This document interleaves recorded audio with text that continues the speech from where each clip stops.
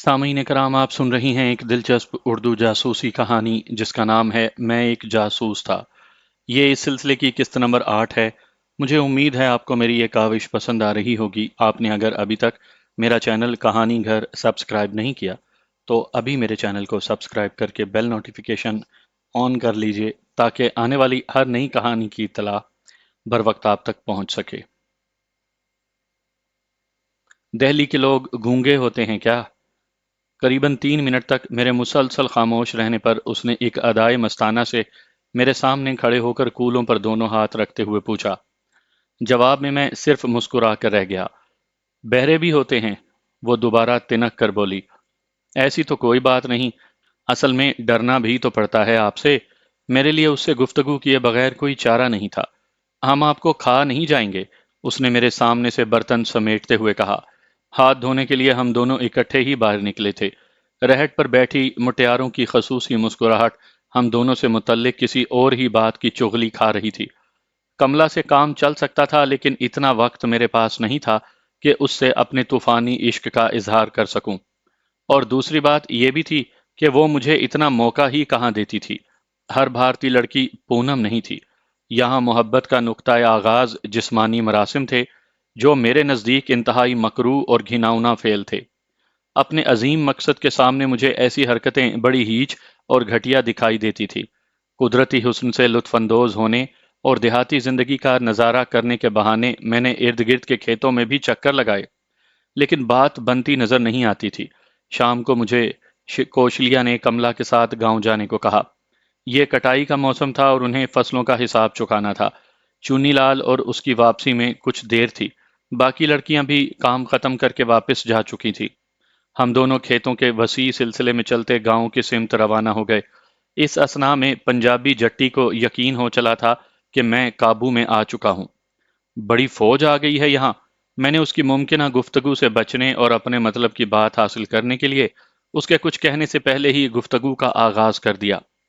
हाँ, उसने बददिली से मुख्तसर सा जवाब देकर गोया इस मौजू को बदलने की ख्वाहिश का इजहार किया। ये तुम्हारे ही गांव पर आशिक हुए हैं या इर्द गिर्द भी? मैंने जू मायनी फिक्रा कहकर एक हद तक उसकी भी तशफ़ी कर दी। जवाब में कमला ने जोरदार कह कहा लगाया। नहीं, ऐसी तो कोई बात नहीं। इर्द गिर्द भी डेरे डाल रखे हैं कमबख्तों ने।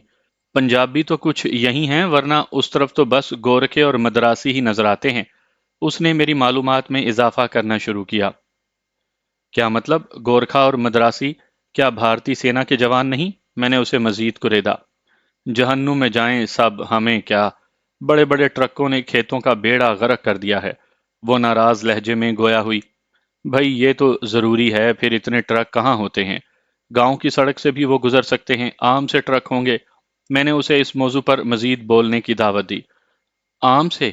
इतने बड़े बड़े ट्रक तो ना देखे ना सुने। आम ट्रकों से 3-3 गुना तो वो लंबे थे। फिर उनके बेशुमार टायर। ट्रकों पर कमबख्तों ने ना जाने क्या क्या लाद रखा था। मुंह दरिया के किनारे तो मरे नहीं, गांव की जमीन पर कब्जा जमा लिया। हाय राम, बेचारे बशन सिंह की तो सोने जैसी जमीन का बेड़ा गर्क हो गया। कैसी शानदार फसल हुई थी उसकी। बतेरी मिन्नतें की उसने कि मुझे फसल काट लेने दो, पर मानता कौन है जी गरीबों की। और काली का गजब पड़े राक्षसों पर, कमबख्त नजदीक तो किसी को फटकने भी नहीं देते। उसने खालिस देहाती लहजे में उन्हें लताड़ते हुए कहा। कमाल है, सेना क्या हुई, ये तो लुटेरे हो गए। मैंने दिल ही दिल में इतनी बातों का इल्म होने पर खुदा का शुक्रगुजार होते हुए कमला से कहा। बस जी क्या बताऊं, गांव वालिया भी तो राम राम ही हैं। वो अब मुझे अपने मौजू की तरफ ला रही थी। ये नई बिपता आन पड़ी थी। मुझे अपने काम से ज्यादा मुश्किल कमला से जान छुड़ाना नजर आ रहा था। घर पहुंचकर उसने मेरा तारुफ वहां मौजूद एक करीबन अंधी और खासी अधेड़ उम्र औरत से करवाया। ये उसकी माँ थी, जिसकी आंखों में धूल झोंक कर वो मेरे साथ रंगरलियां मनाने जा रही थी। मुझे उस बदनसीब बुढ़िया पर तरस आया। शाम के बाद कौशलिया भी आ गई। चुन्नीलाल ने माजरत कर दी थी क्योंकि आज उसकी पानी की बारी थी।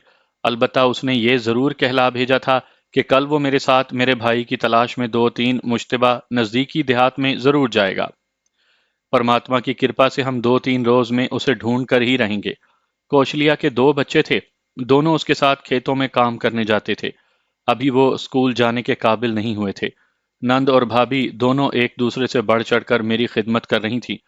کملا سے اگر میں نے تعلقات استوار کر لیے تھے تو کوشلیا نے میری دلچسپی اپنی ذات کے متعلق محسوس کر لی تھی، اور وہ اپنے گرفتار محبت سے بطور ہمدردی کم از کم اس کی خدمت تو جی بھر کے کر سکتی تھی۔ میں نے بھی دوپہر سے اب تک 2 3 مرتبہ اس سے دیر سے ملاقات ہونے پر اپنی قسمت کو کوسا تھا، جس کے جواب میں وہ مسکرا کر رہ جاتی اور مجھے دینے کے لیے اس کے پاس اور تھا ہی کیا۔ کملا البتہ قابل داد تھی کہ اس نے اپنی بھابھی کو کسی حرکت پر شک کرنے کا موقع نہیں دیا تھا۔ میری طرف سے وہ پہلے ہی مطمئن تھی، کیونکہ جس انداز میں مجھے اس سے عشق ہوا تھا اس کے بعد کسی اور لڑکی پر میرا دل آ جانے کی گنجائش ہی باقی نہیں رہ جاتی تھی۔ رات کے پچھلے پہر جب گاؤں کے کسی نزدیکی کھیت پر کوئی اونچے سروں میں بانسری پر مرزا اور صاحبہ الاپ رہا تھا، عین اسی وقت کملا نے مجھے قریباً جھنجھوڑتے ہوئے بیدار کیا۔ میرے منہ سے لاشعوری طور پر نکلنے والی ممکنہ چیخ یا آواز کے پیش نظر اس نے اپنا ایک ہاتھ میرے منہ پر رکھ دیا۔ میں چونی لال کے کمرے میں سو رہا تھا، جبکہ وہ دوسرے کمرے میں اپنی ماں کے قریب سوئی تھی۔ تیسرے اور مکان کے آخری کمرے میں کوشلیا اپنے دونوں بچوں کے ساتھ محو استراحت تھی۔ اصولاً مجھے اس وقت طے شدہ مقام پر ہونا چاہیے تھا جہاں ملنے کا وعدہ وہ کملا سے میں نے کیا تھا۔ وہ اس جگہ قریباً 10 15 منٹ میرا انتظار کرنے کے بعد یہاں چلی آئی تھی۔ تھوڑی دیر کے بعد ہم دونوں دبے قدموں باہر جا رہے تھے۔ کملا آگے آگے تھی اور میں پیچھے پیچھے۔ ہم دونوں خوفزدہ چوروں کی طرح چھپتے چھپاتے بالآخر گاؤں کے باہر آ گئے۔ یہ جگہ خاصی محفوظ تھی۔ خدا کا شکر گزرا کہ اس گاؤں میں کتے نہیں تھے۔ حال ہی میں محکمہ صحت نے ان کا صفایا کر دیا تھا، ورنہ کوئی نئی مصیبت بھی پیش آ سکتی تھی۔ کھیت جن کا ذکر کملا نے کیا تھا گاؤں سے قریباً 2 3 فرلانگ دور تھے۔ ایک جگہ پہنچ کر وہ رک گئی۔ مجھے بھی رکنا پڑا، کیونکہ قریبی کھیتوں سے روشنی کا ایک منبع پھوٹ رہا تھا۔ شاید کوئی جیپ سٹارٹ ہو کر باہر نکل رہی تھی۔ کملا سہم کر مجھ سے چمٹ گئی اور میرے جسم میں چیونٹیاں رینگنے لگیں۔ خیریت گزری کہ جیپ کا رخ ہمارے مخالف سمت تھا۔ جہاں ہم کھڑے تھے وہاں کوئی گزرگاہ تھی جس کے محفوظ ہونے کی ضمانت نہیں دی جا سکتی تھی۔ اپنے منہ زور گھوڑے کی طرح لگام توڑوانے کے لیے بے حد جذبات کو قابو کرتے ہوئے میں نے کملا کو وہاں سے ہٹ جانے کو کہا۔ اب ہم کھیتوں میں بنی کسی جھونپڑی کی تلاش میں تھے۔ میں نے کملا کو وہیں بٹھایا اور خود آگے چلا گیا۔ میری آنکھیں اندھیرے میں کچھ دیر تک دیکھنے کے قابل ہو گئی تھی، لیکن یہاں سے سوائے بڑے بڑے وہیکل اور طیارہ شکن توپوں کے اور کچھ دکھائی نہیں دے رہا تھا۔ ابھی مجھے بمشکل 3 منٹ ہی گزرے تھے جب میں نے اپنے کندھے پر کسی کا ہاتھ کا دباؤ محسوس کیا۔ مڑ کر دیکھا تو مصیبت سر پر سوار تھی۔ کیا ہے یہاں؟ اس نے متجسس ہوتے ہوئے بے قراری سے پوچھا۔ شش! میں نے منہ پر انگلی رکھ کر اسے خاموش رہنے کا اشارہ کیا اور اس کا بازو پکڑ کر اسے واپس کھینچنا شروع کیا۔ قریباً 15 20 گز چلنے کے بعد ہم رک گئے۔ اپنی دال تو گلنے سے رہی، یہاں تو پہلے سے ہی… میں نے فکرہ ادھورا چھوڑ دیا۔ کیا مطلب؟ کون ہے؟ اس کا تجسس بڑھا۔ ایک کو میں نے پہچان لیا ہے، یہ وہی دیوی جی ہیں جو کنویں پر کچھ زیادہ ہی باتیں کر رہی تھی، وہ کالی قمیض شلوار والی۔ جیتو، اس نے فوراً کہا۔ نام تو مجھے نہیں آتا، صبح پہچان کر بتا دوں گا، میں نے جواب دیا۔ تو اس کا مطلب ہے یہ سب… اس نے اپنی سکھیوں کے لیے انتہائی نازیبا الفاظ استعمال کیے اور ایک مرتبہ پھر میری جان کو آ گئی۔ اب میں سب کچھ بھول بھال کر اس سے جان بچانے کی فکر میں تھا۔ بمشکل تمام کافی خطرناک مراحل طے کرنے کے بعد میں اگلی رات تک چھٹی لینے میں کامیاب ہو سکا۔ اس اثنا میں اس کے والہانہ لمس نے میری رگوں میں شرارے بھر دیے تھے۔ میں پگھل جاتا اگر میری مضبوط قوت ارادی ایک مضبوط چٹان کی طرح اس کے اور میرے درمیان دیوار نہ بن گئی ہوتی۔ ایمان اور جان بچ جانے پر میں نے خدا کا شکر ادا کیا۔ گھر واپس پہنچ کر چارپائی پر لیٹ گیا، لیکن نیند کہاں؟ آج کی رات کے ضیاء کا رہ رہ کر افسوس ہو رہا تھا۔ کم از کم اس گاؤں کی کسی لڑکی کے ذریعے مقصد کا حصول ناممکن دکھائی دیتا تھا۔ میں نے آنے والی رات تک کچھ نہ ہو سکنے پر اکیلے ہی قسمت آزمائی کا فیصلہ کیا اور نیند کی آغوش میں پناہ لے لی۔ صبح مجھے کوشلیا نے بیدار کیا۔ بہت گہری نیند آ گئی تھی؟ اس نے چائے کا ایک کپ میرے سرہانے رکھتے ہوئے کہا۔ ہاں، رات کو تارے گنتے رہیں تو صبح نیند ہی آئے گی۔ میرے جواب سے وہ جھینپ سی گئی اور مجھے جنگل اشنان کا کہہ کر باہر چلی گئی۔ ناشتہ کر کے میں بھی ان کے ساتھ ہی کھیتوں میں چلا آیا۔ چنی لال جو صبح صادق کے وقت کنویں پر سویا تھا، اسے بیدار کرنا میں نے مناسب نہ سمجھا اور کملا اور کوشلیا کے نزدیک کنویں کی منڈیر پر بیٹھ گیا۔ دونوں حسب سابق کپڑے دھونے میں لگ گئی تھی۔ پھر کوشلیا اور اس کے بچے تو ناکا دیکھنے کھیتوں میں چلے گئے اور وہ بلائے جان وہیں رہ گئی۔ 10-11 بجے کے قریب چونی لال بیدار ہوا۔ اس نے رات گھر نہ آنے پر اپنے پرونے سے معافی مانگی اور اشنان کرنے چلا گیا۔ کملا اور کوشلیا کا لایا ہوا ناشتہ کرنے کے بعد وہ تیار ہوا اور ہم دونوں اپنے جعلی بھائی اور اس کے آوارہ دوست کی تلاش میں قریبی دیہات کی طرف چل دیے۔ شام گئے تک ہم مختلف دیہاتوں کی خاک چھانتے رہے، لیکن گمشدہ افراد کو نہ ملنا تھا نہ ملے۔ اس اسنا میں چونی لال میری امید بندھاتا رہا کہ جلد یا بدیر بالآخر ہم انہیں ڈھونڈ نکالیں گے۔ دوپہر کا کھانا ہم نے اس کے ایک دوست کے ڈیرے پر کھایا، جہاں مجھے ماتا وشنو کے درشن کی اٹی دکھانے پر شراب سے نجات مل سکی، ورنہ تو وہ لوگ مجھے لٹا کر پلانے پر تل گئے تھے۔ واپسی پر میں نے چونی لال سے گرداسپور جانے اور وہاں قسمت آزمائی کرنے کی اجازت طلب کی۔ وہ بضد تھا کہ میں 2-4 روز اور قیام کروں، کم از کم چاچا سے ملے بغیر تو نہ جاؤں، لیکن میں نے اسے یقین دلایا کہ میں 2-1 روز میں واپس آؤں گا اور اس کے ہاں قیام کروں گا، اور دہلی سے خود آ کر اسے اور بچوں کو ساتھ لے کر جاؤں گا۔ ایسے محسن کی سیوا نہ کرنے سے میرا دھرم بھرشٹ ہو سکتا تھا۔ واپسی پر ہم کھیتوں کے بجائے سیدھے گھر چلے آئے۔ خیریت گزری، کملا ابھی تک کھیتوں سے واپس نہیں آئی تھی۔ غالباً میری آمد کی منتظر تھی۔ میں نے چنی لال کو گاؤں کے باہر بڑی مشکل سے واپس جانے پر مجبور کیا، ورنہ وہ تو مجھے کم از کم ٹیمپو چڑھانے تک میرے ساتھ رہنا چاہتا تھا۔ واپسی پر جب خاصا دور چلا گیا تو میں نے وہ راستہ چھوڑ دیا، کیونکہ اس پر لوگوں کی آمد و رفت تھی۔ ایک ذیلی راستے سے میں گاؤں کی طرف چل دیا۔ پرکاش اینڈ پرکاش انڈسٹری کے تمام کاغذات میں نے پہلے ہی جلا کر راکھ کر دیے تھے۔ اب میرے پاس قابل شناخت کوئی چیز باقی نہیں تھی۔ میرا مشن شروع ہو چکا تھا۔ گاؤں کے کونے میں بنے سانسیوں کے اڈے سے میں نے ایک ربڑ کا بلیڈر شراب سے بھروایا، اسے اپنے کپڑے کے تھیلے میں ڈالا۔ اب میں ایک غیر قانونی حرکت کا مرتکب تھا اور ناجائز طریقے سے ایک خفیہ اڈے سے شراب خرید کر دوسرے کسی گاؤں یا شہر میں فروخت کرنے جا رہا تھا۔ دن کو ممکنہ تلاشی کے پیش نظر میں نے رات کے وقت سفر اختیار کیا تھا۔ یہ تھا میرا نیا بھیس۔ شام ڈھلے میں گاؤں کے پرلی طرف واقع ان کھیتوں کے نزدیک کھڑا حالات کا جائزہ لے رہا تھا، جن سے کچھ فاصلے پر مورچہ بندیاں کی گئی تھیں۔ اس سے آگے جانا فی الحال ناممکن تھا۔ وہیں ایک کماد کے کھیت میں نے ڈیرے ڈال دیے اور رات کی تاریکی کا منتظر ہو گیا۔ تقریباً 2 گھنٹے میں وہاں چھپا رہا۔ میرا ذہن اس دوران میں مختلف خیالات کی آماج گاہ بنا رہا، کبھی پونم، کبھی صدرشنا اور کبھی اپنا پیارا ملک، جہاں عزیز و اقارب دیدہ دل فرش راہ کیے میرے منتظر تھے۔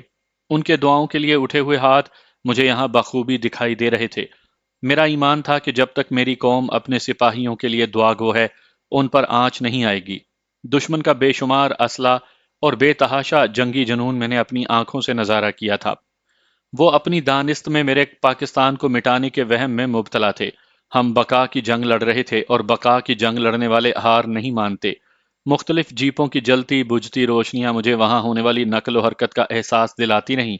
جب چاروں طرف سناٹا چھا گیا اور کافی دیر تک کسی جیپ کی ہیڈ لائٹس اندھیرے میں نہ چمکی، تو میں نے بھی اللہ کا نام لے کر قدم اس طرف بڑھا دیے۔ میں بڑی احتیاط سے کھیتوں کے بیچوں بیچ سنبھل سنبھل کر پاؤں رکھتا اس طرف گامزن تھا، کیونکہ یہ خطرہ تلوار کی طرح ہر وقت میرے سر پر لٹک رہا تھا کہ دشمن نے یہاں مائنز یعنی بارودی سرنگیں بچھا رکھی ہوں گی، جن پر کسی بھی وقت میرا انجانے میں پڑنے والا قدم کوئی قیامت ڈھا سکتا تھا۔ ذرا سا دباؤ کسی بارودی سرنگ پر پڑتا اور میرے پر خچے اڑ جاتے۔ پھونک پھونک کر قدم اٹھاتا میں کچھوے کی رفتار سے اپنے ہدف کی طرف بڑھ رہا تھا۔ جیسے جیسے میں اس کا نزدیک ہوتا جا رہا تھا، میرے خون کی گردش میں تیزی آتی جا رہی تھی۔ ایسے مواقع پر رہ رہ کر میرے دل میں خیال آتا، کاش میں کمانڈو ہوتا اور دشمن کو تہس نہس کر کے رکھ دیتا اور اپنے دل کی بھڑاس نکالتا۔ مجھے اندھیرے میں 2-3 لالٹینیں جلتی نظر آ رہی تھیں، جو مختلف خیموں کے باہر ٹنگی تھیں۔ ان خیموں میں ان اسلحہ جات سے متعلق عملے کا قیام تھا، یا پھر وہ کیموفلاج کرنے کے لیے گاڑے گئے تھے۔ میں اب منزل پر پہنچ چکا تھا۔ مختلف نصب شدہ آلات نے ایک خطرناک اسلحے کی موجودگی کا انکشاف مجھ پر کر دیا۔ جدید ترین اور انتہائی مؤثر آٹومیٹک میزائل سسٹم یہاں نصب تھا۔ یہ وہ روسی میزائل تھے جو دشمن نے حال ہی میں حاصل کیے تھے، اور جن کے خودکار نظام فائرنگ سے کسی حملہ آور طیارے کے بچ نکلنے کے امکانات نہ ہونے کے برابر رہ جاتے تھے۔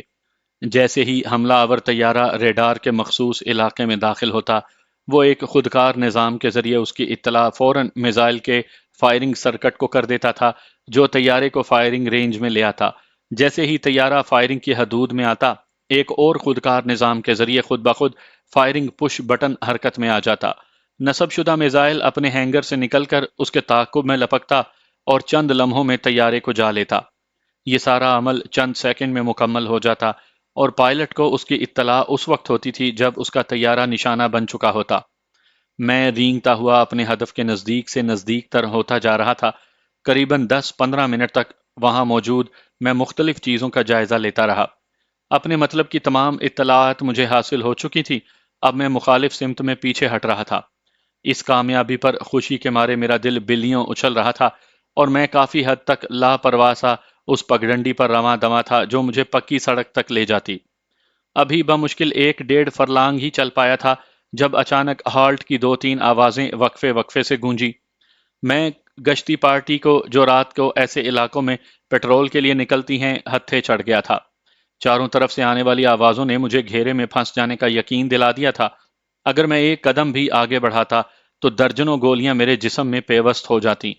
سوائے ہتھیار ڈالنے کے اور کوئی چارہ کار نہیں تھا۔ میں نے خود کو گرفتاری کے لیے پیش کر دیا اور فوراً ہاتھ اٹھا دیے۔ کون ہے؟ گورکھا لہجے میں کسی نے چلاتے ہوئے کہا۔ اس کے ساتھ ہی ٹارچ کی تیز روشنی نے میری آنکھیں چندیا دیں۔ تحمیلہ میرے ہاتھ سے نیچے گر پڑا۔ کیا ہے یہ؟ دوسری آواز سنائی دی اور آنے والے نے مجھے زوردار لات رسید کی۔ بے خیالی میں الٹ کر پرے جا گرا۔ آنے والے نے تھیلے میں سے شراب کا بھرا ہوا بلیڈر نکال لیا۔ اس اثنا میں 3-4 مسلح فوجیوں نے مجھے گھیرے میں لے لیا تھا۔ کدھر جاتا تھا؟ اس گور کے حوالدار نے پوچھا جس نے مجھے ہاتھ اٹھانے کا حکم دیا تھا۔ صاحب غریب آدمی ہے، بال بچوں کی روٹی کے لیے ذرا سا دھندا کرتے ہیں، شہر جا رہا تھا۔ میں نے شراب سے بھرے بلیڈر کی طرف اشارہ کیا کیونکہ تھیلا اٹھانے والے نے اسے سونگ کر اس میں شراب کی موجودگی کی اطلاع کر لی تھی۔ ابے تیرے غریب کی ایسی کی تیسی! حوالدار نے میری پسلیوں میں ٹھوکر ماری۔ اٹھ سالے، ابھی تیرا دھندا کرتے ہیں، اس نے حکم دیا۔ اس سے پہلے کہ میں سنبھل کر کھڑا ہو سکوں، ایک اور زوردار لات میری پیٹھ پر پڑی اور میں منہ کے بل پرے جا گرا۔ مسخری کرتا ہے سالا، ایک نائک بولا اور اس نے بھی میرے پہلو میں لات جما دی۔ دوسرے سپاہیوں نے بھی اس کار خیر سے محروم رہنے میں آر سمجھتے ہوئے مجھے ٹھوکروں پر رکھ لیا۔ میں نے اپنا سر کونیوں میں چھپا لیا۔ قریباً 5-6 منٹ بعد جب میں مار کھاتے کھاتے ادھواں ہو چکا تو انہوں نے میرے بازو کندھے پر رکھی چادر سے پیچھے کی طرف باندھ دیے اور مجھے دھکے مارتے ہوئے اپنے کیمپ کی طرف چل دیے۔ اچانک پیش آنے والی صورتحال نے مجھے چکرا کر رکھ دیا تھا۔ فرار کی راہیں مسدود اور دشمن سر پر مسلط۔ ظالموں نے اس بے دردی سے پیٹا تھا کہ بدن کا رواں رواں فریادی بن گیا۔ خصوصاً پسلیوں میں پڑنے والی ضربات سے اٹھنے والی ٹیسیں تو جان نکالے دیتی تھی، لیکن سوائے صبر کے اور چارہ تھا ہی کیا۔ مجھے وہ دھکے دیتے ہوئے اپنے کیمپ کی طرف لے جا رہے تھے اور جیسے ہی میں چلتے چلتے لنگڑاتا، ایک زوردار لات ان میں سے کوئی نہ کوئی مجھے رسید کر دیتا۔ تکلیف اور غصے کی ملی جلی کیفیت سے میرا خون کھولنے لگا تھا۔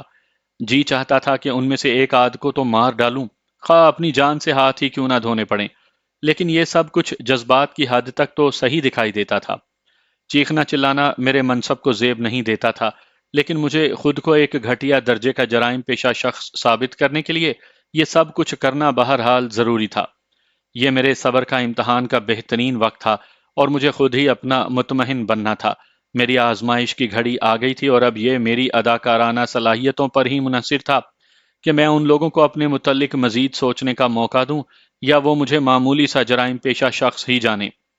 کرب اور اذیت کے ایک لامتناہی سلسلے سے گزار کر بالآخر وہ موذی مجھے اپنے کمانڈنگ آفیسر کے پاس لے آئے۔ اس دوران میں پل بھر کے لیے بھی اپنے فرائض سے غافل نہیں رہا تھا اور ہائے ہائے کا ورد کرنے کے ساتھ ساتھ میری نظریں مسلسل وہاں موجود اسلحہ جات پر لگی ہوئی تھیں۔ تمام جزیات میرے ذہن میں نقش ہوتی جا رہی تھیں۔ ابھی رات کے بمشکل 12 بجے تھے۔ خیریت گزری کہ کمانڈنگ آفیسر کو سوتے سے نہیں جگانا پڑا، ورنہ وہ بھی اپنی نیند میں خلل پڑنے کا غصہ مجھ پر ہی نکالتا۔ میرے بازو کھول دیے گئے تھے۔ کون ہے یہ؟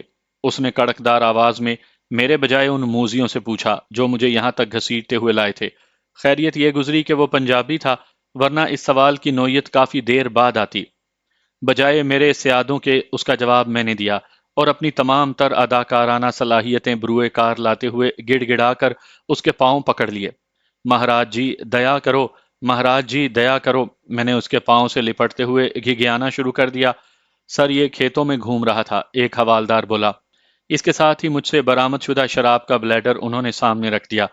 او شٹ اپ، یہ تمہارا کام ہے یا پولیس کا؟ اس نے انہیں انگریزی میں ڈانٹ پلانے کے علاوہ دو تین مہذب گالیوں سے بھی نواز دیا۔ اٹھو اٹھو، کھڑے ہو جاؤ، اس نے مجھے ٹھوکر مارے بغیر حکم دیا۔ میں ڈرتا ڈرتا کھڑا ہوا۔ چند لمحوں تک وہ مجھے گھورتا رہا۔ شاید وہ میری فیس ریڈنگ کر رہا تھا، مگر اسے یہاں سوائے خوف، گھبراہٹ اور بزدلی کے اور کیا مل سکتا تھا؟ کیا نام ہے تمہارا؟ اس نے مجھے نارمل لہجے میں پوچھا۔ بھیکو مہاراج جی، میں نے ہاتھ باندھتے ہوئے کہا۔ کیا کام کرتے ہو؟ اس نے میری رہائش اور گھر بار کے متعلق پوچھنے کے بعد کہا۔ مائی باپ چھوٹا موٹا دھندا کر لیتے ہیں، میں نے بدستور ہاتھ جوڑتے ہوئے کہا۔ ایک بھرپور نظر اس نے پھر مجھ پر ڈالی اور اپنی سیٹ پر بیٹھ گیا۔ چند لمحوں تک سوچنے کے بعد اس نے اسی حوالدار کو حکم دیا کہ مجھے ابھی اور اسی وقت پولیس کو سونپ آئے۔ میری جیب سے نکلنے والے پیسے اس نے مجھے لوٹانے کا حکم دیا تھا اور بلیڈر بھی پولیس کے حوالے کرنے کو کہا گیا۔ میں نے بتیرے ہاتھ جوڑے، التجائیں کی کہ مجھے پولیس کے حوالے نہ کیا جائے، لیکن اس نے میری کسی بات پر کان نہ دھرے اور حوالدار کو مجھے لے جانے کا حکم دیا۔ حوالدار آہستگی سے میرا بازو پکڑ کر باہر لے آیا۔ ایک بلا تو ٹل گئی تھی، اب دوسری مصیبت کا سامنا تھا۔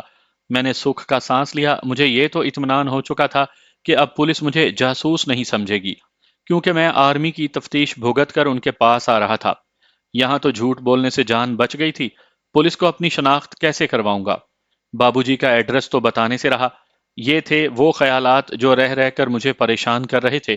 پھر دوسری بات یہ بھی تھی کہ پولیس کے چکر میں پڑ کر 15-20 دن اور ضائع ہو جاتے، جبکہ یہ اطلاعات جو میں نے حاصل کی تھی اتنی اہم نوعیت کی تھی کہ ان کا فوراً محفوظ ہاتھوں میں پہنچنا ضروری تھا۔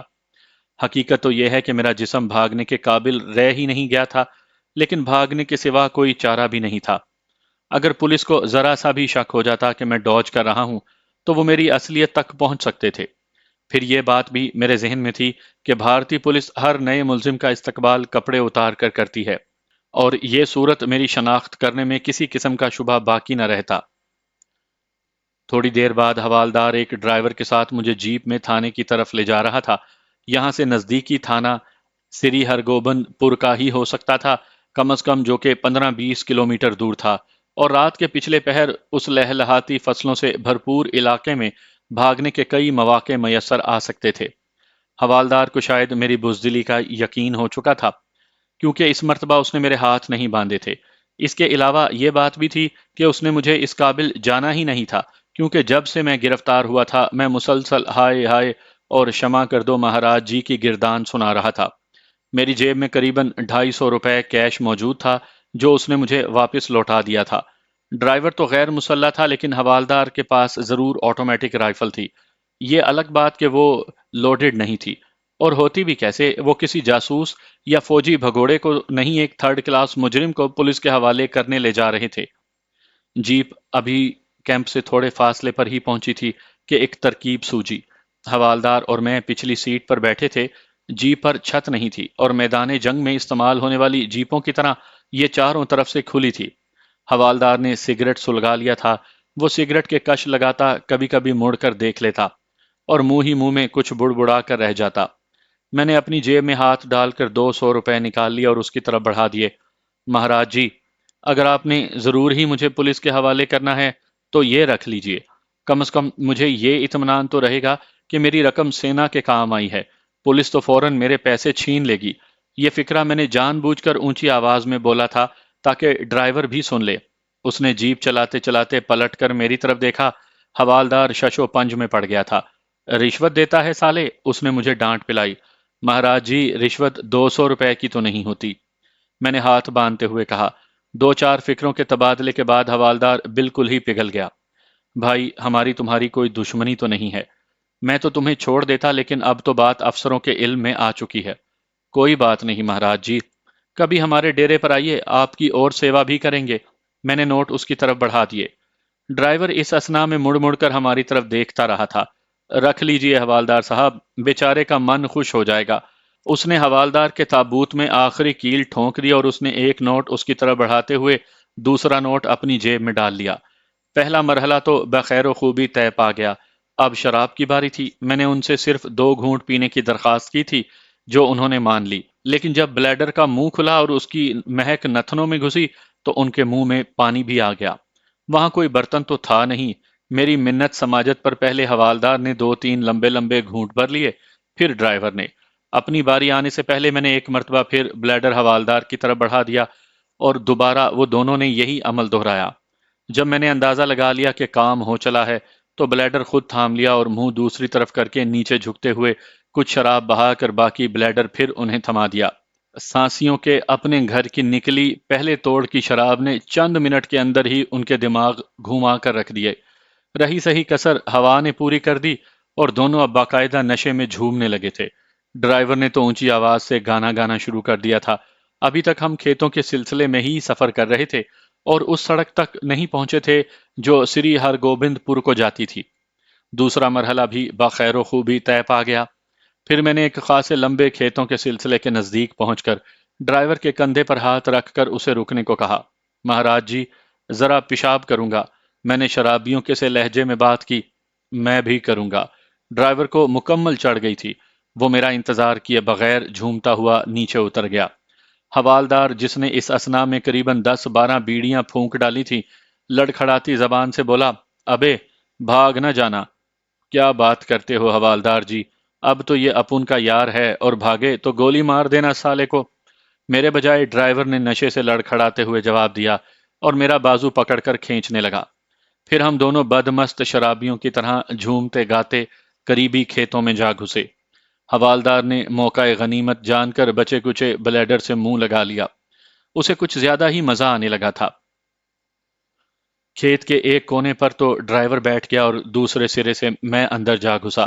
پھر اندر ہی اندر بلی کی طرح پنجوں کے بل چلتے چلتے میں کھیت کے دوسری طرف جا نکلا اور اس کے بعد تو جیسے مجھے پر لگ گئے۔ کھیتوں کے بیچوں بیچ میں نے قریباً 3 4 کلومیٹر کا فاصلہ طے کر لیا۔ نہ جانے اس وقت اتنی طاقت مجھ میں کہاں سے اود کر آئی تھی کہ یا تو یہ حال تھا کہ درد اور تھکاوٹ نے مجھے نڈھال کر رکھا تھا، یا اب یہ عالم تھا کہ اپنی جسمانی تکالیف سے بے نیاز ہو کر میں پوری طرح مائل با پرواز تھا۔ اس اثنا میں البتہ میں نے اس بات کا ضرور خیال رکھا کہ میری سمت درست رہے۔ میں کھیتوں کے اندر ہی اندر کس طرف جا رہا ہوں اس کا مجھے علم نہیں تھا۔ اپنے کندھے پر رکھی چادر کو میں نے مضبوطی سے کس کر دیہاتیوں کی مانند باندھ لیا تھا۔ خیریت یہ گزری کہ راستے میں کسی سے مڈ بھیڑ نہ ہوئی۔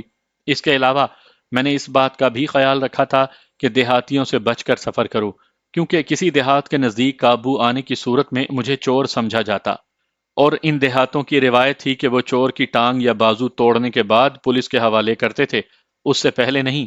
ذرا سکون میسر ہوا تو زخم ہرے ہونے لگے۔ چھپے کرب نے سر اٹھایا اور میں ٹوٹنے لگا۔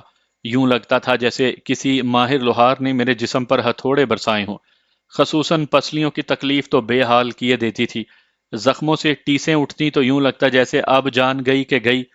بہرحال میں نے ضبط کا دامن تھامے رکھا اور بغیر رکے اپنا سفر بھی جاری رکھا۔ راستے میں آنے والے ایک ٹیوب ویل پر کسی نے پگڑی سکھانے کے لیے ڈال رکھی تھی، اسے میں نے گلے میں ڈال لیا اور طلوع سحر کے قریب سر پر باندھ لیا۔ اب میں مکمل سکھ نظر آ رہا تھا، کیونکہ پچھلے 8 10 دن سے میں نے داڑھی نہیں منڈوائی تھی۔ خدا کا شکر یہ ہوا کہ میرے چہرے پر مار پیٹ کا کوئی نشان نہیں تھا۔ جسم کے گرد میں نے چادر لپیٹ رکھی تھی۔ اس کے علاوہ بھی قمیض پر پہنی جرسی نے میلے کپڑوں کو کسی حد تک چھپا لیا تھا۔ ایک کنویں سے میں نے منہ ہاتھ دھوئے، اپنے کپڑوں پر تنقیدی نظر دوڑائی اور اطمینان کر لینے کے بعد نزدیکی گاؤں کے گردوارے کی سمت چل دیا، جہاں سے گرنتھی کی پاٹ کی آواز آنے لگی تھی۔ گردوارے میں حسب توفیق بہت سی متجسسانہ نظروں نے میرا خیر مقدم کیا۔ کڑا پرشاد پھکتے ہوئے 1 2 سرداروں نے میرا جغرافیہ بھی پوچھا۔ میں نے انہیں مطمئن کرنے کی حد تک بتا دیا۔ زیادہ دیر یہاں ٹھہرنا میں نے مناسب نہ سمجھا اور گردوارے کے لنگر سے چائے پی کر چل دیا۔ مجھے ابھی تک معلوم نہیں ہوا تھا کہ یہ کون سا گاؤں ہے، نہ ہی ڈر کے مارے میں ابھی تک کسی سے گاؤں کا نام پوچھ سکا تھا۔ بجائے عام راستوں کے میں نے پگ ڈنڈیوں پر سفر کرنا مناسب جانا تھا۔ ایک مرتبہ پھر کھیتوں کے لامتناہی سلسلے میں گم ہو کر بلا آخر میں دوپہر کے وقت ایک سڑک پر جا پہنچا۔ اپنے صبر و ضبط کا میں نے خوب امتحان لیا تھا۔ سڑک کے کنارے ایک کونے میں ایک سائیکلیں ٹھیک کرنے والے اور نائی نے مل کر ایک درخت کے نیچے ڈیرا جما رکھا تھا۔ موقع مناسب جان کر میں نے یہاں داڑھی سے نجات حاصل کی، کیونکہ اس حلیے میں گھر جا کر خواہ مخواہ ان لوگوں کو شک میں ڈالنا نہیں چاہتا تھا۔ نائی کو تفتیش کا موقع دیے بغیر اس کے ہاتھ پر روپے کا نوٹ رکھ کر میں آگے روانہ ہو گیا۔ سڑک پر لگے ایک سنگ میل سے مجھے علم ہوا کہ یہ سڑک بٹالے کو جاتی تھی۔ قریباً 1-1.5 فرلانگ کے فاصلے پر میں ایک جگہ بس کے انتظار میں کھڑا ہو گیا۔ پگڑی کو اب پلکے کی شکل میں نے گلے میں لٹکا لیا تھا اور بادی النظر میں کوئی براہمن زمیندار دکھائی دے رہا تھا۔ قریباً 15 منٹ کے جان لیوا انتظار کے بعد ایک لاری کی شکل دکھائی دی جو مخالف سمت سے آ رہی تھی۔ میں نے ہاتھ دیا، لاری قریب آ کر رک گئی۔ میں نے بٹالہ کا ٹکٹ لیا اور کونے والی ایک سیٹ پر ٹک گیا۔ ذرا سکون میسر آیا تو کئی سوئے فتنے جاگ اٹھے۔ زخموں کی تکلیف تو تھی ہی، اب بھوک پیاس بھی جان کو آ گئے۔ نکاہت کا یہ عالم تھا کہ لاکھ ضبط کے باوجود پلکیں خود بخود جھکی جاتی تھیں۔ اپنی ممکنہ جسمانی کمزوریوں پر قابو پانے کے لیے مجھے خود سے لڑائی لڑنا پڑی، اور ذہن اور جسم کی اس کشمکش میں بٹالہ بس اسٹینڈ قریب آ گیا۔ بس کے رکتے ہی میں نے قریبی میڈیکل سٹور کا رخ کیا اور اسپرین کی گولیاں خرید کر نزدیکی ہوٹل میں جا گھسا۔ جب چائے کے ساتھ گولیاں اور بند زہر مار کیا تو کسی حد تک میرے اوسان بحال ہوئے۔ ارد گرد کے ماحول کا جائزہ لیا تو چھٹی حس بھی جاگ اٹھی اور میری پھسلتی ہوئی نگاہیں بلا آخر اس ذات شریف پر مرتکز ہو گئیں جو ٹکٹکی باندھے جانے کب سے مجھ پر نظریں جمائے قریبی میز پر براجمان تھا۔ شاید بس میں ہی اس نے میری حالت کا اندازہ لگا لیا تھا اور اب کسی کارنامے کی امید لیے میرے پیچھے پیچھے یہاں چلا آیا تھا۔ اس کی مشکوک نظریں ہی اس کی پہچان کے لیے کافی تھیں۔ ذرا دم کو جسمانی اور ذہنی اذیت سے نجات ملی تھی کہ اب نئی افتاد آن پڑی۔ بات یہ نہیں تھی کہ میری گرفتاری کا خطرہ تھا، کیونکہ پوچھ گچھ پر میں کسی کو بھی اپنے نام اور ایڈریس سے مطمئن کر سکتا تھا، لیکن ایمرجنسی ہونے کی وجہ سے اور خصوصاً ایسے سرحدی اضلاع میں اس کے بعد جو حالات کا لمبا سلسلہ شروع ہوتا تھا، مثلاً یہاں کس کے پاس آئے ہو، کیوں آئے ہو، کوئی مقامی شناخت وغیرہ وغیرہ، یہ میرے لیے تکلیف دہ ثابت ہو سکتا تھا۔ میں بہرحال فوج کو دھوکہ دے کر بھاگا تھا اور دشمن کو کمزور جاننا میرے پیشے کے اصولوں کی نفی کے مترادف تھا۔ میں ایسے حالات ہی کیوں پیدا ہونے دوں کہ کوئی میرے متعلق چھان بین کرتا پھرے۔ یہ تھی اصل میں وہ سوچ جس نے مجھے یہاں سے بھاگنے کا مشورہ دیا تھا۔ میں ہوٹل سے 5-10 منٹ کے بعد ہی باہر چلا آیا۔ اب مزید درد سر مول لینے کے لیے میں تیار نہیں تھا۔ فوراً پٹھان کوٹ والی بس کا ٹکٹ خرید کر میں اس میں سوار ہو گیا، کیونکہ پٹھان کوٹ سے مجھے ذرا زیادہ راہ مل سکتا تھا۔ اس کے علاوہ مجھے معلومات بھی جلد از جلد منتقل کرنا تھی۔ اس مرتبہ مجھے اگلے دروازے کے قریب ہی جگہ ملی تھی۔ جیسے ہی بس اسٹارٹ ہوئی اور میرے منہ سے جے بھون والی مائی دی کے الفاظ ہی بمشکل نکل پائے تھے، جب وہی منحوس صورت ڈرائیور کے سر پر لگے شیشے میں ابھری۔ شاید بیچارہ مایوس ہو کر گرداسپور لائن واپس جا رہا تھا۔ اس اچانک صورتحال سے خواہ میری ہنسی نکل گئی۔ شاید اس نے بھی مجھے بس میں دیکھ لیا تھا، کیونکہ حیرت اور خوشی کے ملے جلے تاثرات جو اس کے چہرے پر اچانک ملاقات سے ابھرے تھے، ان کی ایک جھلک تو میں نے بھی دیکھ لی تھی۔ مجھے فوری فیصلہ کرنا اور اس پر عمل پیرا ہونا تھا۔ مشکل یہ تھی کہ اب میرے پاس پیسے بھی نہ ہونے کے برابر رہ گئے تھے اور پٹھان کوٹ جانا بھی ممکن نہیں رہا تھا، کیونکہ اب تو اس کا میرے متعلق شک یقین میں بدل چکا ہوگا۔ مجھے نہ صرف اس سے پیچھا چھڑوانا تھا بلکہ پیسے بھی حاصل کرنے تھے۔ بخار کسی کیفیت مجھ پر طاری ہونے لگی تھی اور لدھیانہ پہنچنے سے پہلے میں بیمار ہونے کا خطرہ مول نہیں لینا چاہتا تھا۔ کنڈکٹر والی سیٹ کھول کر وہ اس پر بیٹھ گیا۔ بس اوور لوڈ تھی۔ اس کے اور میرے درمیان 8-10 سواریاں کھڑی تھیں۔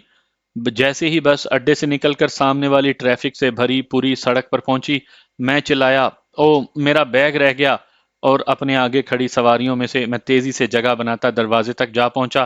بس ٹریفک میں انتہائی کم رفتار سے چل رہی تھی۔ میں پھرتی سے نیچے اتر گیا، لیکن خالی ہاتھ نہیں۔ دروازے پر لٹکے ہوئے ایک اپ ٹو ڈیٹ سردار کی پتلون کی پچھلی جیب سے ایک بٹوا بھی ساتھ لیتا گیا تھا۔ جیسے ہی میں نیچے اترا، اڈے کی طرف جانے والی ایک خالی سائیکل رکشے کو پکڑنے کے لیے مجھے خاصی دوڑ لگانی پڑی۔ میں اچھل کر پچھلی سیٹ پر جا بیٹھا۔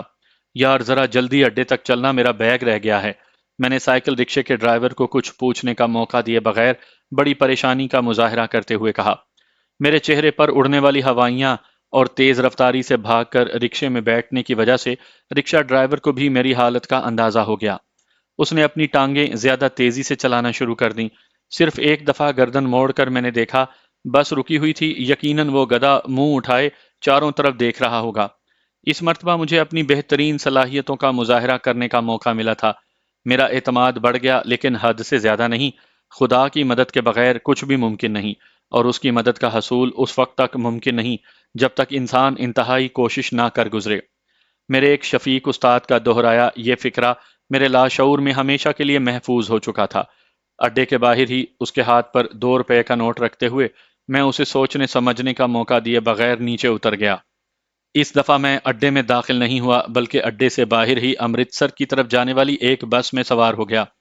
ایک سکھوں والی کنگھی نیم برہنہ بدن والی ایک لڑکی کی تصویر اور 50 روپے۔ یہ تھا وہ اثاثہ جو اس اپ ٹو ڈیٹ سکھ نوجوان کے بٹوے سے برآمد ہوا تھا۔ بٹوے سے میں نے سائیکل رکشے میں ہی نجات حاصل کر لی تھی، اور کنگھی اور تصویر کو جوں کا توں اسی میں رہنے دیا تھا۔ مسلسل بھاگ دوڑ، ذہنی پریشانی اور رات والی مار نے مجھے جسمانی طور پر بری طرح تھکا ڈالا تھا، لیکن میری قوت ارادی اور اپنے مشن کی صداقت پر یقین نے عزم و عمل کا ایک ایسا حصار میرے گرد تان دیا تھا جس سے اندر گھسنا کسی بھی ذہنی یا جسمانی کمزوری کے لیے ناممکن تھا۔ سپہر کے وقت میں امرتسر میں موجود تھا۔ سب سے پہلے میں نے اپنی اطلاعات منتقل کیں، پھر ایک ہوٹل میں کھانا کھا کر لدھیانہ کے لیے بجائے کسی بس کے گاڑی میں سوار ہو گیا، جہاں ایک کلی کی مہربانی سے مجھے 3rd کلاس کا ایک برتھ اونگنے کے لیے مل گیا۔ رات کے قریباً 11 بجے جب میں لدھیانہ پہنچا تو بخار سے میرا جسم پھونک رہا تھا۔ درد کے مارے انگ انگ ٹوٹتا ہوا محسوس ہوتا تھا، کیونکہ جیسے ہی گاڑی میں دوران سفر میں نے ذرا سی کمزوری دکھائی، بخار نے آن دبوچا۔ اب ہر طرح کا خطرہ قریباً ٹل چکا تھا۔ ایک رکشے کے ذریعے میں گرتا پڑتا پرکاش کے پاس پہنچا، اسے نیند سے بیدار کیا اور بے جان سا ہو کر اسی کے بستر پر گر گیا۔ قریباً نیم بے ہوشی کے عالم میں نے اسے یہ قصہ سنایا تھا کہ دوران سفر رات کے وقت ہماری بس کو ڈاکوؤں نے لوٹ لیا۔ کیونکہ میں نے کچھ بہادری کا مظاہرہ کرنا چاہا تھا، اس لیے مار مار کر انہوں نے میرا بھرکس نکال دیا۔ لمبے روٹ پر چلنے والی بسوں کا لٹ جانا کوئی اچنبے والی بات نہیں تھی۔ اس قسم کے واقعات اخبارات میں پڑھنے کو اکثر مل جاتے تھے، اور ان دنوں تو گرداسپور کے گرد و نواح میں شریمان ڈاکوؤں کی سرگرمیاں اپنے عروجوں پر تھیں۔ آئے روز وہ کسی نہ کسی بس کی سواریوں کو اپنا نشانہ بنائے رکھتا تھا۔ اس کی غنڈہ گردی کا یہ عالم تھا کہ اس کے ہاتھوں لٹنے کے بعد لوگ اس کے خلاف پولیس میں رپٹ لکھوانے سے بھی ڈرتے تھے۔ ظاہر ہے میں بھی اسی کا شکار بنا ہوں گا۔ میں ساری زندگی بھی چاہوں تو پرکاش کا اس رات کا قرض نہیں چکا پاؤں گا۔ رات کو 12 بجے کسی ڈاکٹر کی خدمات حاصل کر لینا اسی کا کام تھا۔ نہ جانے آدھی رات کے وقت وہ کس میڈیکل اسٹور والے کو جگا کر دوائیاں لے آیا تھا۔ ڈاکٹر نے مجھے 2-3 انجیکشن لگا دیے، جن کی وجہ سے میں چوٹوں کے زہریلے اثرات سے بچ گیا۔ میری آنکھ تو رات کے آخری پہر لگ گئی، لیکن پرکاش نے ساری رات آنکھ نہیں جھپکی۔ میں اسے سونے کی درخواست کرتا رہا، لیکن میرے ضد کرنے کے باوجود وہ ساری رات ایک کرسی پر میرے سرہانے بچھا کر میری تیمارداری میں مصروف رہا۔ میں صبح جب نیند سے بیدار ہوا تو خاصا افاقہ محسوس کر رہا تھا۔ ڈاکٹر کی دوائی کھانے سے بے تحاشا پسینہ آ گیا تھا، جس سے بدن کافی ہلکا پھلکا محسوس ہو رہا تھا۔ جسم پر مختلف جگہ البتہ تشدد کے نشانات نیلے پڑ گئے تھے۔ خیریت یہ گزری کہ سوجن نہیں آئی تھی، ورنہ بیماری کا وقفہ خاصا طویل ہو سکتا تھا۔ مجھے افاقہ ہوتے دیکھ کر پرکاش کے چہرے پر بشاشت دوڑ گئی۔ تھوڑی دیر بعد جب ہم ناشتے سے فارغ ہو گئے، وہ نیچے کارخانے میں چلا گیا، جبکہ میں اوپر والی منزل کے واحد رہائشی کمرے کے باہر دھوپ میں آرام دہ کرسی پر بیٹھ کر گزرے واقعات کا تجزیہ کرنے لگا۔ اور پھر گزشتہ چند روز کے اخبارات میرے ہاتھ میں آ گئے۔ میجر بھاسکر کے قتل نے راہ کے ایوانوں میں زلزلہ برپا کر دیا تھا۔ بھارتی سیکیورٹی نظام سے متعلق قریباً ساری ایجنسیاں جو خصوصاً پنجاب میں کام کر رہی تھیں، انہیں یقیناً اپنے غیر محفوظ اور بودے پن کا احساس ہونے لگا ہوگا، کیونکہ سرحدوں کے اتنے اندر آ کر ایک اہم آفیسر کا قتل کوئی معمولی بات نہیں تھی۔ عام اطلاعات کے مطابق بھارتی سیکیورٹی افسران یہ بات تو ماننے کے لیے تیار ہی نہیں تھے کہ یہ کسی غیر ملکی جاسوس یا کمانڈو کا کارنامہ ہے۔ ان کے خیال میں تو یہ ممکن تھا کہ پلاننگ پاکستانی انٹیلی جنس نے تیار کی ہو، لیکن اس پر عمل کرنے کے لیے مقامی ہمدردوں کی خدمات حاصل کی گئی تھیں۔ اب ان ہمدردوں کا سراغ لگانا ہی انہوں نے اپنی عزت کا مسئلہ بنا لیا تھا، اور اس سلسلے میں پنجاب بھر میں ڈیفنس آف انڈیا رولز کو بروئے کار لاتے ہوئے مشرقی پنجاب کی پولیس نے قریباً سارے ہی نامور سمگلروں کو نظر بند کر دیا تھا۔ سرحدوں پر BSF یعنی بارڈر سیکیورٹی فورسز کی گشت بڑھ گئی تھی، اور کمپنی ہیڈ کوارٹروں سے محفوظ دستے کافی تعداد میں سرحدوں پر پھیلا دیے گئے تھے۔ ہوم گارڈز، جو سرحدی دیہات کے تربیت یافتہ نوجوانوں پر مشتمل تھی، اسے بھی جدید اسلحے سے لیس کر دیا گیا تھا۔ سر شام ہی یہ لوگ اپنی مقرر کردہ ڈیوٹیوں پر پہنچ جاتے۔ ہوم گارڈز زیادہ تر اپنے اپنے دیہاتوں کے ارد گرد ہی گشت لگایا کرتے تھے۔ مقامی باشندے ہونے کی وجہ سے انہیں اپنے دیہاتوں کو سرحد کی طرف سے آنے والے خفیہ راستوں کا علم ہوتا تھا۔ اس کے علاوہ وہ یہ بھی جانتے تھے کہ کم از کم ان کے دیہات کی حد تک سرحدوں کے آر پار آنے جانے والوں کی محفوظ پناہ گاہیں کون سی ہو سکتی ہیں۔ ان اقدامات کے نتیجے میں اور تو کیا فائدہ پہنچتا، البتہ اتنا ضرور ہوا کہ سرحدوں کے آر پار مویشیوں کی چوری اور سمگلنگ کی وارداتوں میں خاصی کمی واقع ہو گئی۔ سوائے ان لوگوں کے جو سرحدی محافظوں سے ساز باز کر کے ان کی خدمت میں شروع سے خطیر نذرانہ پیش کرتے آ رہے تھے، اور کسی کو سرحدوں کے نزدیک پھٹکنے کی جرت نہیں تھی۔ دشمن کے بنے ہوئے جال میں نقب لگانے کے بجائے ہم نے اسے یہیں مصروف رکھا اور اپنے لانچنگ پیڈ تبدیل کر لیے۔ دشمن تل ملا کر رہ گیا۔ میجر بھاسکر کے قتل کے بعد سے میں نے مہاراج یا کلب کے نزدیک پھٹکنے کی کوشش بھی نہیں کی تھی۔ ابھی تک اس سلسلے میں بابو جی کی طرف سے کسی کا متوجہ نہ ہونا اس بات کا واضح ثبوت تھا کہ سوامی جی نے مجھے آشرم میں واقعی نہیں پہچانا تھا، یا اگر انہوں نے پہچان بھی لیا تھا تو ان کا ذہن اس طرف نہیں گیا ہوگا۔ اچانک ایک خیال میرے ذہن میں کوندے کی طرح لپکا، کیوں نہ بھارتی انٹیلیجنس کو اس شک میں مبتلا کر دیا جائے کہ میجر بھاسکر کے قتل میں سوامی دیانند کا ہاتھ بھی تو ہو سکتا ہے۔ ایک مسکراہٹ خود بخود میرے ہونٹوں پر پھسلتی چلی گئی۔ اس طرح وہ شیطان ہمارے خلاف بچھائے ہوئے جال میں خود پھنس سکتا تھا، اور ایک مرتبہ مشتبہ ہونے کے بعد کم از کم یہ ضرور ہوتا کہ بھارتی انٹیلیجنس کے سوامی کے ساتھ دوستانہ مراسم ختم ہو جاتے، جس کا مطلب یہ تھا کہ ایک خاصے بڑے حساس علاقے میں ہمیں کھل کر کام کرنے کا موقع مل سکتا تھا، کیونکہ جاسوس بہرحال انسان ہوتا ہے۔ حکومتی اداروں کے بچھائے ہوئے خطرات سے بچ نکلنا تو اس کے لیے ممکن ہو سکتا ہے، لیکن اتنی معصومیت اور مکاری سے پھیلائے پھندے سے فرار کی تمام راہیں مسدود ہو جاتی ہیں۔ اپنے ان دوستوں کے ذریعے جن کی رسائی متعلقہ افسران تک ممکن ہو سکتی تھی، میں نے تفتیش پر مامور افسران کے کان میں یہ بات پہنچانے کے طریقہ کار پر غور کرنا شروع کیا، اور میرا ذہن کڑی سے کڑی ملاتا ہوا بالآخر زنجیر کے آخری سرے تک پہنچ گیا۔ بیچارہ سوامی!